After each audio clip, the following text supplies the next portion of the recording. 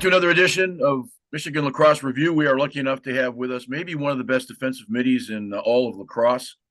Ryan Ferefenko, a former Ohio State star, now playing with the Chrome and the PLL. And Ryan, first of all, thank you for taking a couple of seconds out. I know you're playing an NLL schedule as we speak, but I want to talk about I want to start all the way back in Sinking Springs, Pennsylvania, but I appreciate you taking the time. Yeah, absolutely. Thank you for having me. The one simple question I want to start with, we always try to start these interviews with, we'll get back to the background and the rest of it, but you are one of the best defensive middies in the world. That's going to really play well with the new Olympic format with sixes, because now you can't be a delicate attack and not play both ways. What is your thought about playing defensive midi? And it really has become a much more important part of the lacrosse landscape to get on the field. So how did it start for you? Yeah, I think for me, as a midfielder in high school and pretty much throughout my whole life, I just always found myself playing offense, defense, face-offs on the wings. To me, like the defensive midfielder is all encompassing of all that. I think where it's going in the next 5-10 years, it will start evolving, and guys who are really capable on the defensive end, but are staying and actually truly playing on the offensive end. And but for me, in high school, I played, offense majority. Was 100-point scorer in my senior year. Coming into college that summer, I knew my best chance of getting on the field was being a defensive midfielder, like majority of midfielders that come in as freshmen. It's such a hard position, offensive midfielder, as a freshman to come in and play. It's a really big gap, I think, and I think a lot of kids would benefit from really that summer diving into defensive role and training like that, because I do think you'll have a better shot of stepping on the field. And for me, it worked out, pretty okay with being able to play majority of my freshman year. Why did it take us so long to figure out in lacrosse that defensive midi was an important position? I don't know. I think it got a bad rap for a while, and now I think more people are catching on to it. A lot of high schools will take football players who may have never played before, especially defensive backs, linebackers, and they're looking for athletes. So they'll turn them into defensive midfielders because they can't catch ground balls. We've actually found out if we turn out offensive guys who might be second and third string kind of guys who have stick skills into defensive middies and then teach them the defensive side, nothing worse than having a guy on the field can't pick up a ground ball. In high school, that's not true at your level for sure. Yeah. But I think the advent, there's more kids now looking to be defensive middies because they realize the value. Yeah, 100%. I think that's the way to go about it. I think that the days of, picking up those football players and just throwing them at D mids, like I don't think that can really be true, at least at the highest level. You look at the best D middies in the world right now, all of them, I could say with guarantee, were the best offensive players on their high school team. The Danny Logans, the Zach Goodridge, all those guys were the best players on their high school team, offense, defense, whatever. So the D midi role fits their personality a little better. But those stick skills that they have and the way they can shoot it, the way they can pass it, move the ball up the field, use both hands, that's something you're only going to get playing all over the field, not just playing with a cross check and getting ready to run with guys. What do you know now about defensive midi that you didn't know that you might be able to tell somebody that was trying to figure the position out? Is there some things that you, having been a great high school player, is there some things about defensive midi you know now that maybe you didn't know when you started? Yeah, I think the first initial thought is like you got to be, a super, super athletic guy to be a defensive midfielder. And obviously it's not going to hurt your case. But the more I started studying the position and learning how to play properly, like the more I started realizing how important angles are and approaching, and how the battle is usually won with your approach, right? And it can be won or lost based on how fast or quick you break down and get out and what angles you take. So I think for anyone who might feel like they're not the most athletic guy on the field, really dive in and study, different aspects of the game, but really those approaches and angles and how just simply lining up or approaching someone in a different way can, ultimately make you more successful without needing to rely on your athleticism. Okay. Well, let me take you back to Sinking Springs. There's obviously a lacrosse family Your sister plays at Oregon, Maddie, and you picked the sport up. So, Sinking Springs is about what, an hour outside of Pennsylvania, Philadelphia? Yeah, probably an hour and some change from 15, 20 minutes. So yeah, How pretty did far. how did Lacrosse? I mean, obviously it's a hotbed. You're somewhere between Baltimore and you're in that Eastern Seaboard area. So, talk about how you got started. Yeah, I mean Philly's for sure a hotbed. Where I'm from, we didn't have lacrosse. My brother's 6 years older than me, and he was a part of the first high school lacrosse team at my school that like was state sponsored and all that. My parents, my uncle, they all were a huge driving factor in like getting that into my school. So it's always played a big role in my family, obviously. But in terms of the development, we were always probably 15, 10 years behind the Philly schools. But like you said, it's huge. My sister played at Oregon. My brother played his entire life. My mom is a refs games throughout Pennsylvania. My dad used to ref games. So like it's just a sport that we all love. And it was obviously the main sport in our house growing up. If I asked your sister who had better stick skills, you or her, what would be the answer? She was a defensive player too, so I think she would probably swing me that vote. But she was a hell of an athlete and a hell of a player as well. Ducks and Buckeyes don't necessarily get along, so I'm sure Christmas is interesting for conversations. Yeah, no, we had that I think it was 2014 when Ohio State played Oregon in the semifinals. So that was obviously really fun for me at least, a fun day. Well, obviously you had some success in high school because Nick Myers, one of the great coaches in sport today, found you. You ended up matriculating to Ohio State. So how did that connection go? Yeah, I was having some trouble on the recruiting end. I think maybe a little bit of it was I was a little bit, I don't know the right word, optimistic, I guess, but like I thought I would be getting recruited as a freshman, and then after freshman year was done, I definitely thought I was going to get recruited as a sophomore, and then by the end of the summer, I was like maybe two or three offers from a little bit smaller schools, and I always wanted to go to a big school that everyone recognized, and Ohio State is globally recognized. That Block O, everyone knows what it is. So on my club team, Christian Feliciani, who was ended up being my roommate for 5 years there, he was already committed as a freshman to Ohio State. They had a midfielder drop out of their class, and him and his dad immediately hit up Coach Myers, told him about me. Within 5 days, I was on Ohio State's campus, and within 4 or 5 days after I visited, I was committed to Ohio State. So it was a very fast process, but I knew as soon as I got on campus and I met Coach Myers and what he's all about and what he's all about. I mean, there was really no more thinking for me. I knew where I wanted to go. What's your degree in? My degree is in sports industry, and then I have a master's in sports management. Now you've mentioned that you want to at some point coach. That's you've been quoted as saying that. Is that still kind of the dream? That's the dream. Yeah, that's the goal. I mean, right now I'm living the dream, being a full-time professional lacrosse player. It's just a little bit too challenging to be a collegiate coach, and obviously playing the NLL, it's probably close to impossible. So I'm just enjoying my time being a professional lacrosse player. When it's time to hang up and get my coaching hat back on, I'll definitely look forward to that. But right now I'm in professional lacrosse mode. When you're 18, 19, you're going through school in Columbus. What do you think of yourself as what is sports industry? What kind of job, what kind of occupation were you looking at maybe thinking about? Because even now, the guys at the top can make a pretty good living, but this isn't football. With the talent you have, if you're playing football, you're signing for seven figures. And Yeah. that's not the case. So what were you thinking of when you're in college? What was maybe the occupation if lacrosse wouldn't have worked out?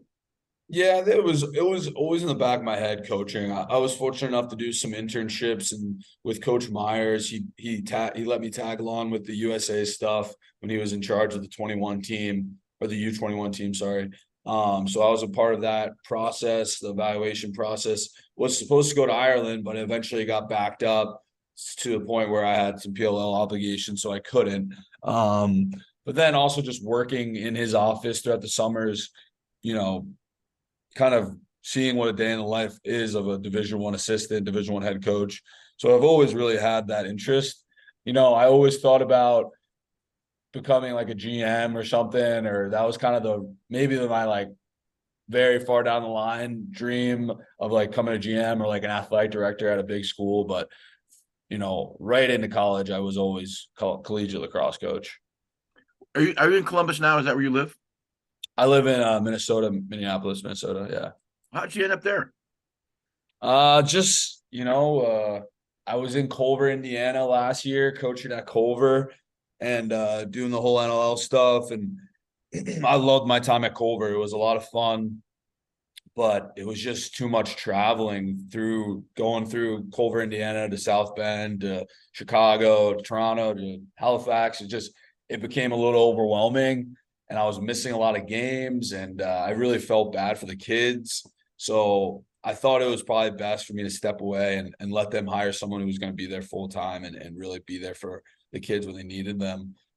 So it left me with kind of some options, and me and my buddy, we started a lacrosse training company where we kind of go around and just put on camps and clinics for people. And, we looked at Minnesota as a potential market for that because there's not too many professional lacrosse players out here. So we set on Minnesota, and I love it. Me and my girlfriend live out here. I got a couple buddies who live out here, so it's been a lot of fun. I would think the last 10 years, Notre Dame made the first trip there, I think 10 years ago. And I remember talking to Kevin Corrigan, and Kevin says, you have no idea how good it's going to be quickly. And within a couple of years, it was, they'd started it. It hadn't quite caught on. Denver was maybe 3 or 4 years ahead of them. But 10 years ago, Minneapolis just exploded. Now they produce a lot of players. 100%. There's so many lacrosse players out here. I mean, it's crazy the amount of club teams that are out here, the amount of guys or just practices and all this stuff. I mean, kids are playing lacrosse nonstop out here. It's crazy. Well, it's got to be the hockey experience. I mean, between that and box, there's a much easier transition for a hockey player to play lacrosse than a football player. It's just, I would agree. Yeah. It's a simple kind of approach, and that's where we all grew up. I grew up as a Canadian goalie, so you had to play it in the summertime because that's if you didn't, your coach got mad. So, yeah. Let me take you back briefly. You had some great success at Ohio State. You're a 3-time All-American. You knew early on that you wanted to be defensive midi. So that transition went as your freshman year. Am I correct? Yep. Was there ever any thought with Nick about maybe playing something other than you got an All-American defensive midi? And I certainly want to keep strength and position, but with your offensive skills, did you guys ever have conversations in college about maybe going on the offensive side? I mean, 4 years there. I had 5 years there. 4 years there. We're defensive midfielder. COVID happens. We lose that season. I come back for a 5th year, and that 5th year, I played a lot more offense than the 3 previous years. I was on man up. I was running first line O mid for a couple games. Ended up breaking my arm, so I was out for a little bit. But when I came back, was doing pretty much both O mid and D mid. So there was always conversations, and there was some games where Coach Myers would come up to me the week before and say, "Hey, listen, like we need an athletic 2-handed presence. We don't need you to score. We don't need to score goals. We don't need you to do that. We just need you to dodge hard, draw the slides, and move the ball." And he would say, "We're going to run you a couple shifts at Ole Mid, and that's what we need from you." And that was kind of it. Really, it was just that every once in a while, if we needed a little bit more downhill dodging, they would throw me out on that end. I find what's remarkable. You were a 2-time Thornton Award nominee, and from the defensive midi standpoint, that's pretty spectacular. Yeah, no, I mean, I was grateful for sure to be surrounded by a lot of really, really talented defensemen who made my job a lot easier, and especially Coach Crane, who, I mean, I could spend all interview talking about how great of Coach Crane is on the defensive end, but he really did make my life a lot easier, and very grateful for him. Is he your biggest mentor? Yeah, without a doubt. Coach Crane is, that's a guy I talk to pretty much every other day, if not every day still. And he's a guy who brought me under his wing as a coach to coach. We would spend hours every week building my drill bank, building my culture stuff for when I eventually get into coaching, all this stuff, talking about different philosophies, writing, journaling, all this stuff. So when I say hours, I really do mean 3-4 hours a week. We were in his room, not even talking about player coach stuff. It was just me and him talking coach to coach, and I'll never ever be able to repay him for those. Like that stuff is invaluable. It's incredible how generous he was with me, and that's why I owe him a debt for sure. So I'm always looking to help him out whenever I can. I know you haven't seen a new facility at Ohio State. We were down Tuesday for the UD game, and just talk briefly. I think I've said this more than once on the show. I'm a Spartan. I wear my hat, and I'm proud of being from East Lansing. But the reality to it is, I don't think there's a better school in the country that has better facilities than Ohio State, the best in the country. And now this new stadium, my God, it's just unbelievable. So you got a chance playing the shoe. You got a chance playing some pretty good facilities at Ohio State, and that was, I think, a great opportunity for you guys. Yeah, no, it's cool. It's really an awesome commitment from the university to show that they're all in on lacrosse, and it's been 4, 5, 6, 7, 8 years in the making, right? Like Coach Myers, I remember talking about this has been his long term. As soon as he got that job in 2009, 2010, like he's been talking about building a home for Buckeye lacrosse, and to have it on the women's and men's side, one shared space where we can call our home. It's awesome for the alumni to come back and watch games there, and it's yeah, I no doubt the student athletes there are fired up to have a space like that. Where the field hockey field is now, that used to be where the lacrosse stadium is now. That used to be a swamp. So Yeah. on mornings of when it have dew, you'd have to walk across the swampy grass and then come back over you watch the old field hockey field. There'll be mud footprints all over the place. So they've at least cleaned that up, which is Yeah. cool. So now you've had this great career at Ohio State. Obviously, the PLL comes on board. We've been fortunate enough. Last year, we did 7 or 8 of the PLL Hall of Fame guys. We'd interviewed Jesse and Mark Millen and Jesse Hubbard and a bunch of guys. And it was really fun talking about sort of that transition from what was club into the MLL, and then the MLL into what was then the PLL. You've only been a PLL guy. You don't remember the old days because obviously of age. Yeah.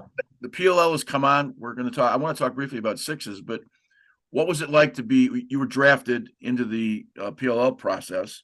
Yep. What's it like playing in that bubble, in that sort of world that you're in? Yeah, like you said, I can only really speak on the PLL. Obviously, I'm in the locker room with guys who have been around for much longer than I, and they talk about the MLL. I think for me, like the first thing I realized, it's just like a first class organization. It's run, you're treated like a professional athlete. It's no funny business. Everyone takes it very seriously. They're here to win. We're all here to win championships. And we're treated really well. We got the really great healthcare. We got really great trainers on staff that are working with us. We get the best type of travel. We're staying in really nice hotels. I mean, it is really run like a first class organization. So credit to Paul and Mike there for really just changing professional lacrosse for the better. And no doubt it's only going to go up from here. I mean, in 10, 15 years, it's going to be crazy to see the differences in the sport. Globally, you just saw they went to Japan, that's crazy. I mean, it looked like they had an awesome experience over there. So they're really doing a lot of great stuff for their players. What's your thoughts on sixes? I love the idea of making a game that's more inclusive for everyone and easier to play for other countries. I do think sixes, it has to get ironed out a little bit. There's some stuff that I think needs to maybe get worked out. I do think it is the way to play the game in the Olympics. So if we're all committed to getting lacrosse into the Olympics, then we have to all kind of universally agree that that's probably the best way to do it. Are there some flaws to it? Absolutely. But, we got some time to figure it out and make it a really solid game that's entertaining to watch and easy for everyone to play. So I'm all in on it. I hope we can figure it out for the Olympics. Sixes changes the complexity of the kind of player that becomes a star in that sport because you're looking for a two-way player. That eliminates some guys that may have been great offensive players that don't have that opportunity. So for a guy like you who's a defensive midi with some offensive background, does changing the sort of complexion of the game in terms of the players, it's certainly a faster sport to watch on television and much more exciting, but I also think it's going to be able to see a different kind of player, eventually shine, which means in the professional market, more money in a contract. Yeah, 100%. I think you saw a lot of people in the PLL sixes like who played really well. They ended up signing some contracts with different teams. Some people stayed, but it was great to showcase people's how great and talented all these people in the PLL are. My thing is like I've heard a bunch of school thoughts on the sixes. It's like, do you want to take D mids when you really only have to play like 20 seconds of defense? Do you want to load up on just straight attackmen because they're going to be able to score the most efficient in these tight spaces? Do you want to take more D guys because everyone else is taking more O guys? So if you have more D guys, you can play better defense. That's what I'm saying. Like it still has to be ironed out a little bit, but I love the idea of any league that makes being able to do multiple stuff in lacrosse more important. I'm all for it. I'm outwardly known as someone who doesn't like the Fogo, the just D mid, the just O mid, the just attackman. Like in my world, everyone should be playing sixes at the youth level. There should be no polls. There should just be kids running around playing all the positions and getting better stick skills. I mean, that's where I think that's what excites me about sixes is I hope in the next 5, 6, 7 years, everyone who's playing youth lacrosse adopts that model. Because then I think in the next 20 years, you're going to find some really, really, really talented lacrosse players because of that they're just playing everywhere. The purists that we run into locally are generally guys that are fathers that never played the game. Yeah. They want a fourth grader with a 6-foot pole that's 3 feet over his head, running the length of a field where they haven't cut the grass, and you can see the kid. You only can see the kids from the knees down, and then he falls down. We've done some couple things here. We've shortened up everything to sevens to make it easier to go onto a 50-yard field for anything under sixth grade. And it's just we get more kids playing, and then we now have speed lacrosse. We're going to talk to Casey Paul tomorrow, and we're going to do speed. We've done speed lacrosse. We're running about 150 kids a week with actual teams, and we're giving little awards out, and we're doing the rest of it. And girls are playing with boys, and third graders are playing with fifth graders. And the only thing we have is if you're an idiot and you don't want to be a hothead, you just don't get to play with us anymore. Yeah. So that's the other cool thing about sixes is ideally it could be played boys and girls, which is kind of cool that like you get a combined aspect because they're inherently kind of such different sports like with the men's and women's of the field version. And if you could kind of make a version that can be played like basketball together, it'd be kind of sweet. Well, I've noticed with the sixes that was interesting. If you had a box background, your PLL coach, Tim. Yeah. I can't think of his last name. Souden. Dan? Yeah. Yeah. Your PLL coach. If you watch the Archers, they were doing five. They were doing the box lacrosse. They put 5 offensive guys and put 5 defensive guys on. They'd make the complete switch. Some of the other teams weren't doing that with the sixes, but it really is that combination of those two. And I think that's the kind of the exciting part. The question I was going to ask you: when did the NLL come into the landscape for you?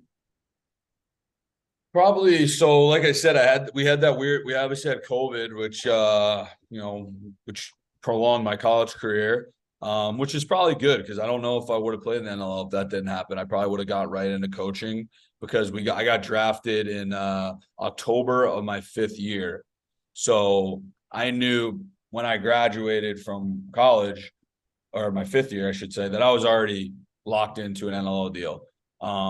Which was good. The NLL stuff is like, if you want to be a full-time professional lacrosse player, you kind of have to do both, right? And like, that's always been a dream of mine ever since, probably senior 5th year. I always kind of wanted to maybe live that experience out and just be full-time lacrosse and see what that looks like. And if you want to do that, you got to play in both leagues. I was fortunate enough to get picked up by Halifax, which at the time had 3 former Ohio State players who played with me on their team. And they really vouched for me. And then they said, hey, this guy's going to be a little bit of a project, but we think he's worth the investment. End up getting drafted in the 2nd round, which was way higher than I thought I was going to be. And then it's been all up from there. I had a pretty solid 1st year, having a pretty solid 2nd year, starting to really understand the game. And it's a lot of fun. Anyone who doesn't watch the NLL should really consider watching it. It's a very entertaining form of lacrosse. Well, there's 8 to 10, 12,000 folks in an arena in Toronto or Chicago or to some extent Denver. The PLL doesn't draw the way the NLL draws. Just again, that's because of the way the process is. It's not as old. Playing in Halifax, what's that like? Because I would think without a lot of professional sports up there, that's got to be. I played hockey up there. It's got to be a crazy place to play. Yeah. So yeah, it's Indoors. us and the Mooseheads. We share the same rink, and this was our first full season in Halifax. So first year was COVID. Season got canceled after 6, 7 games. The next year, season was permanently canceled. The following year was my first year. We weren't allowed to play home games in Halifax for about 2 months because of COVID. So this is our first full season there, and you can just see it booming. I mean, we get 8,000 to 10, 12,000 people every game. We got every game you see more and more people repping Halifax jerseys. I mean, the city has really bought into the Thunderbirds, and it's awesome to see. What have you learned about lacrosse as it relates to the field lacrosse? What you've learned from the NL? And here's my contention: there's a lot of guys in this country that never played box but hang their shingles out as box players, and all they're doing is teaching lacrosse in a small space. They're not teaching box Yeah, lacrosse. that's John the that's Gallant was the that's the epidemic or pandemic of lacrosse right now. Is that box lacrosse is in the United States is field lacrosse indoors right now. So I I agree say with you that. 100%. Well, I say that because, and I'm critical of it. John Gallant was opened our fourth season, so John and I had this long conversation, and they're really Ferraris and watermelons in terms of the sport. Yeah, you catch and pass, but it really isn't the same sport. And I've been critical, and I've been criticized here, like lately, because I'm hurting the sales. But if you're going to spend $1,000 for 10 weeks with some coach, you should learn something. So do me this favor: your transition from field to box. What are the kinds of things that you really picked up on that we maybe don't understand as field players? I think the couple bigger things.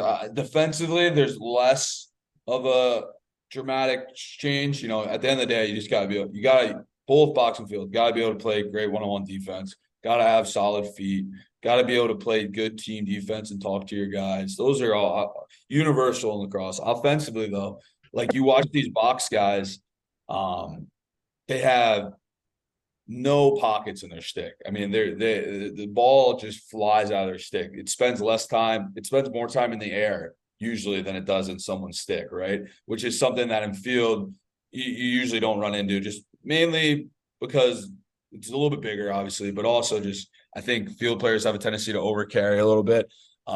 In box, people are always moving. No one is standing around as an offensive player. You're always setting picks, cutting, whatever it is. In field, I feel like there's more standing around.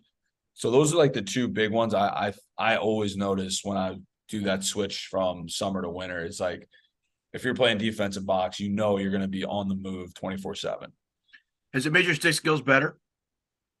Yeah, 100%. I mean, I don't spend too much time with the ball on my stick during the games, but Right. even in practice, right? Like we practice every week, we do shoot arounds every week before games. Like you're touching the ball 20 to 25 times more than I'm touching the ball in a field practice. Like everything is ball on your stick, boom, catch it, boom. Like it's nonstop. So just that alone is going to make you have better stick skills.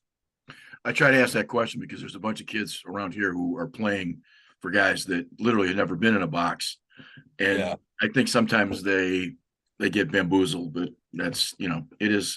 So it's when somebody at your level says that is an epidemic, it gives my message a little more credibility. No, but it's tough, right? I think most people have their they have the right place in their heart, and they're trying to do better and teach kids. But like at the end of the day, like there just isn't enough American coaches who have played at a Right. really high level to understand the game that can come back to these communities and teach it the right way. So one part of me thinks that people are trying to do the right thing and not bamboozle people, but there does need to be a bigger collective effort amongst American coaches who want to coach box that we need to come together and we need to figure out a progression or of some sort. I mean, you look how Canada does it. I mean, they have that down to a T, right? They know exactly at what age they should start introducing pick play. They know exactly at what age they should start just focusing on swinging the ball. So I think we have to do just a little bit better of a job, everyone collectively,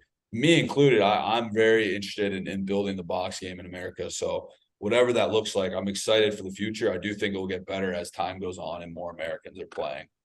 That's why I think six has become that bridge between those two sports, Yeah, I can see especially that. at the youth level, because you don't have to have 20 kids. You can have 15 and away you go. So I think that's kind of Yeah. important. Last couple questions. Your favorite stadium to play in? NLL. Besides Halifax, I love playing in Bandit Land. I think that stadium, they're probably the top tier of the NLL. I mean, they're getting 13 to 15,000 fans who are just nuts about the Bandits. And, it's fun to go in there as the opponent and try to steal a win from them. But that stadium is very cool. I have a friend who plays for the San Diego, Cam Holding. I'm guessing you know Cam. Yeah, I've heard of him. There's another example of Cam. He was a great offensive player in a smaller school program in college and goes out and ends up as a really good defensive player. Yeah. We were surprised when he makes the Canadian national team. And then all of a sudden, well, he's got speed, he's got feet, and he knows how to play. So, Yeah. if you're interested in moving your way up the ladder, defensive midi is not a bad place to consider working hard at. Yeah, I would. Yeah, agreed. I think every freshman, like I said, every upcoming freshman, incoming freshman should really seek out some help and learn how to play defense, at least the bare minimums, right? So that when you get on campus, you can show your coach that, one, you're not going to be a liability if you do get called on defense, and two, if you need a defensive midfielder right now, I am capable of doing that, and I think that would increase, freshmen's ability to get on the field. Well, listen, we appreciate your time. I think spending with us. I think kids are gonna learn something from hopefully watching this, and we wish you the best of luck this year. And hopefully we'll see you back out on the larger field this summer. Yeah, absolutely. Thank you for having me. Really fun conversation. Thanks, man.